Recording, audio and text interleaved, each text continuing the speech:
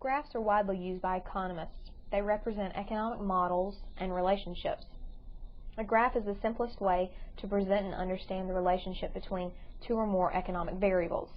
The same relationship could be described verbally or with other representations, but a graph gives you a better understanding.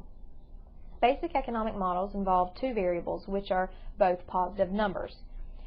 If we do a little refresher from our graphing class, math class, you should remember, if you've had graphing before, that there are 4 quadrants on a graph. The upper right quadrant is the only one that deals with only positive numbers, and therefore that's the only quadrant we're going to see as we go through with all of our graphs, is the upper right quadrant. The vertical axis on our graph is called the y-axis, and the horizontal axis is the x-axis. The x-axis and the y-axis do not have to have the same numeric scale. One could go in increments of 5, while the other could go in increments of 500. The intersection of these axes is described as the origin. The origin is where both variables equal 0. Each point on the graph shows the relationship of the variables to each other and how a change in one causes a change in the other. Now let's look at our first graph here. You're going to notice that the two variables we're looking at, which is annual income and personal computer expenditure, they move in the same direction. As one increases, so does the other. The straight line on the graph is a direct relationship. This is a positive association between two variables. When one increases, the other increases, and when one decreases, the other decreases. So when our income goes up, we buy more personal computers. When our income goes down, we buy less personal computers. This two-variable graph is also an example of the ceteris paribus assumption we discussed in Chapter 1's presentation. Two variables are being considered, and all others are ignored. If we took other variables into account, our results may be different. We'll see in later chapters that relaxing the ceteris paribus assumption can cause shifts in the entire curve. And I'm also going to demonstrate that to you and talk a little bit at the end of this appendix about shifting curves. Now let's look at the opposite relationship to positive, which would be negative. Here the variables move in the opposite direction. An inverse relationship is what we will describe as this, inverse or negative. There's a negative association between the two variables. When one increases, the other decreases, and when one decreases, the other increases.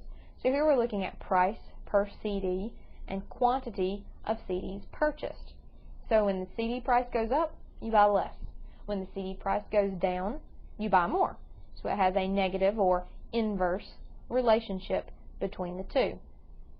Usually when price and quantity are the variables being considered, price will go on the y-axis and quantity will go on the x-axis. Slope is another important term to know and understand. Slope lets us know how much one variable changes as another variable changes. Slope is the ratio of the change in the variable on the vertical axis, which is also called the rise or fall, to the change in the variable in the horizontal axis, or the run. So there's several ways to state what slope is and how to calculate it. Slope equals rise over run, which I'm sure you've heard before. It equals a change in the vertical axis divided by a change in the horizontal axis, or you can just say it equals a change in y over change in x. And that's what the symbol on this graph means. If you notice before the x and the y, it looks like a little triangle.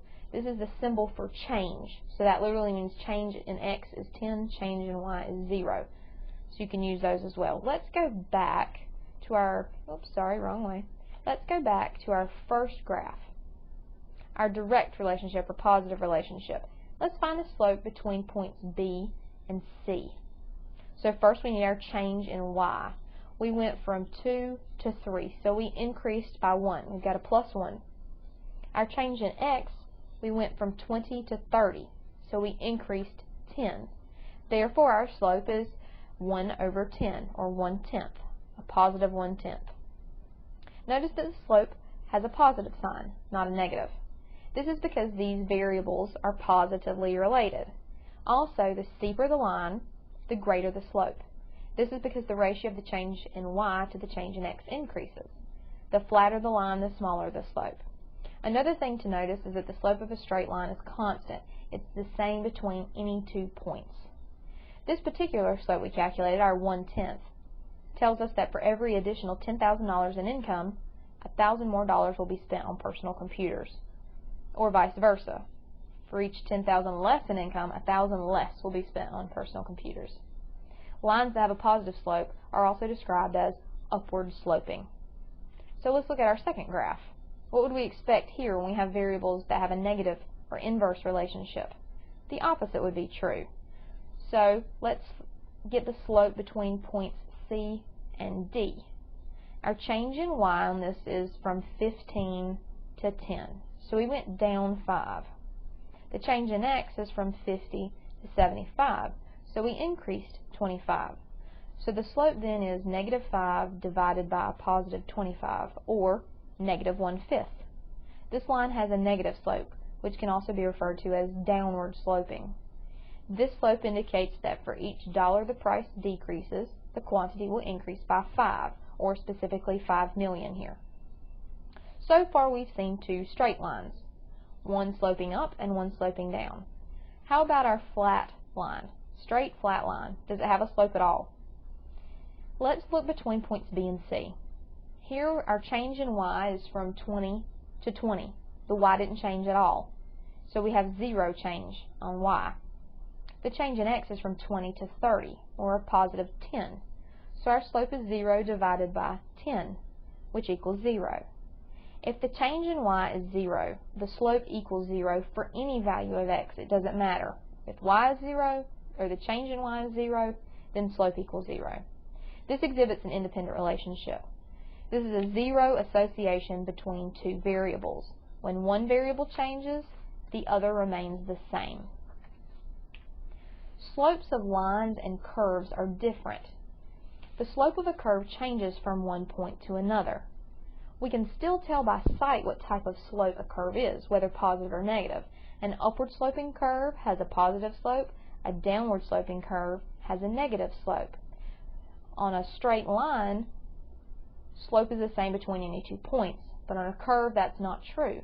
So to determine the exact slope of a point on a curve, we must first draw what's called a tangent line. And you'll see these are the straight lines on these graphs. A tangent line is a line that touches the curve at the specified point without crossing the curve.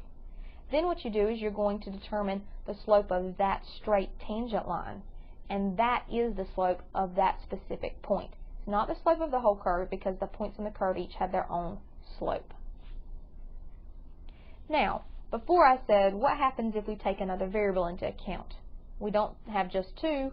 Let's say we throw a third one in there. Introducing a third variable causes us to relax the ceteris paribus assumption.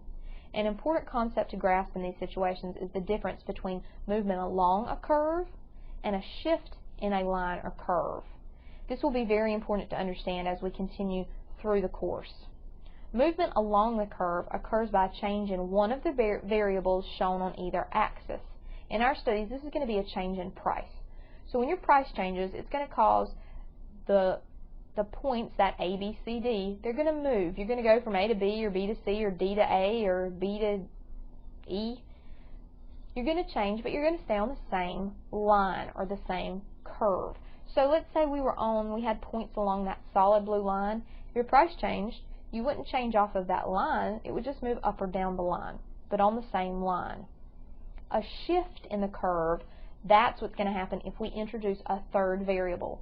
Our 2 variables on this graph are price and quantity. The third variable would be changes in income. So if we started off with annual income of $60,000, we'd be on the solid blue line. If instead of just changing price, let's say instead we decide to change how much income we have, that's going to cause a shift in the curve, because now we can buy less at every possible price, regardless of the price of the CD, because our income is lower. That's called a non-price determinant. There are many different non-price determinants, and we'll get into those specifics in further chapters down the road. For right now, I just want you to be comfortable with what that is, what it does, and the difference between a movement along the curve and a shift in the curve, and what causes them. One further thing to note in this appendix chapter, and specifically with graphs, is a bit of a study tip, and it's this: don't memorize the graphs. Instead, learn the concepts and theories behind them, and then you'll be able to understand any graph with any different data. If you simply memorize, you'll just memorize that one particular graph. If you know the reasoning behind it, what happens, the relationship between all the factors, the concepts and theories behind it, then you can apply those to any graph and any situation with any type of data.